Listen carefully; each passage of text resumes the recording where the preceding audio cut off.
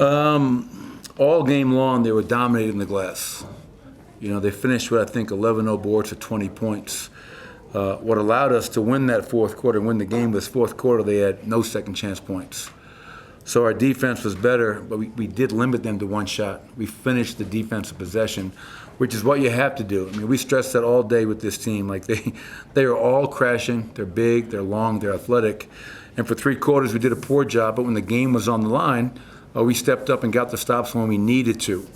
I believe we still have the #1 clutch defense in the NBA. Tonight was another example of our defense stepping up when the game was on the line. I'm not sure what the exact close of the game was, but I know it was a big close for us. Timely stops, big baskets, big free throws, winning the challenge, winning that jump ball, get to the free throw line, technical foul. Like a lot of things went our way down the end of the game. But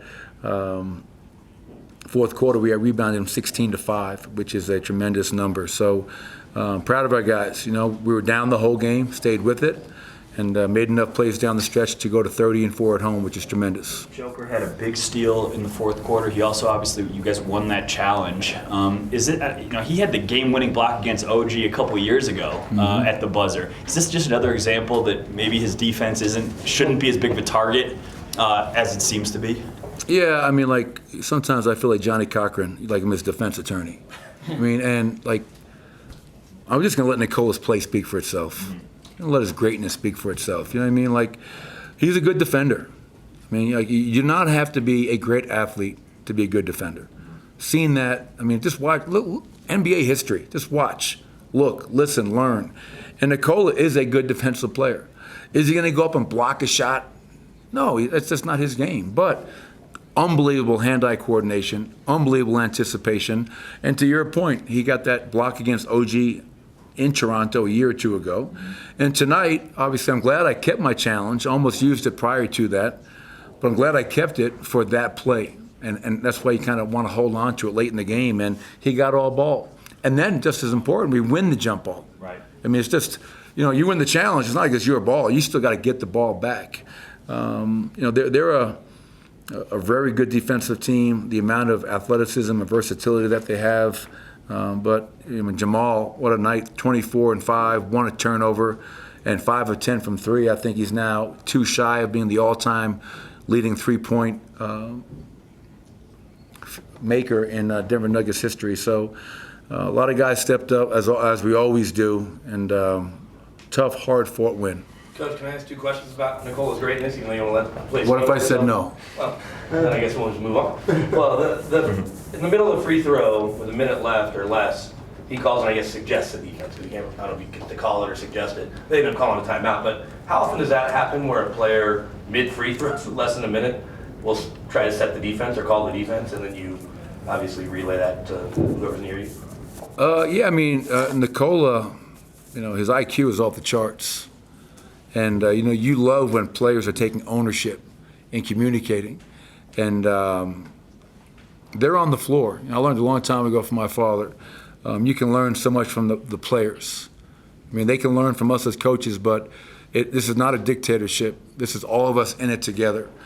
And one of the very late timeouts, I grabbed Nicole and I said, listen, do you remember in the playoffs last year against Golden State? You fouled Kevon Looney in the pick and roll. Put him on the free throw line.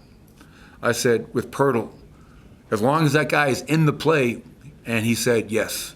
And so as he came up to set that pick and roll, we were up by 4.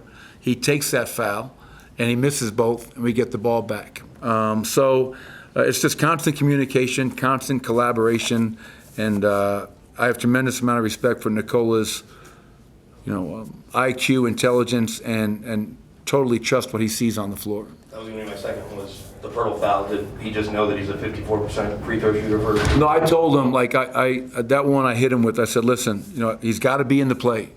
Obviously, under the last 2 minutes, he's got to be involved in the play, and he was smart. And he did it last year when he did it against Looney. He did it on his own.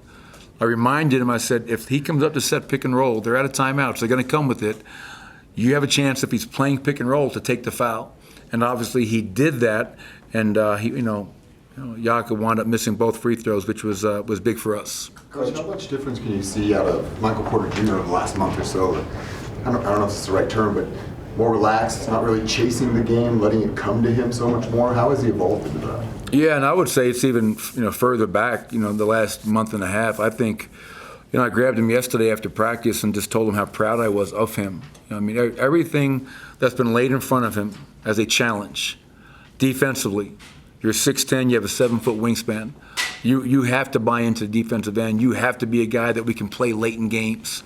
And it starts with trying and caring. We've seen that, countless examples all year long. Offensively, to your point, don't just be a magnet to the ball. Like the ball, with our offense, the ball will find you, right? The pass is king. Trust the pass, and we do that at a very high level. 30 assists tonight, and now I think he's gotten to the point where I'm just going to trust the offense. I'm going to trust my teammates, and I mean he goes 4 of 6 from 3 tonight, 7-11 from the field, 5 rebounds. Very efficient night. So. I think Michael Porter has been just tremendous on both ends of the floor all season long, and that's maturation. One more, Coach. The end of the game. We'll go 2. 2 more. Because you got cut off pregame too by Marlo. You did. I saw it, Marlo. We can go to the videotape. It was a good question, though, Coach. It was one of the best ever.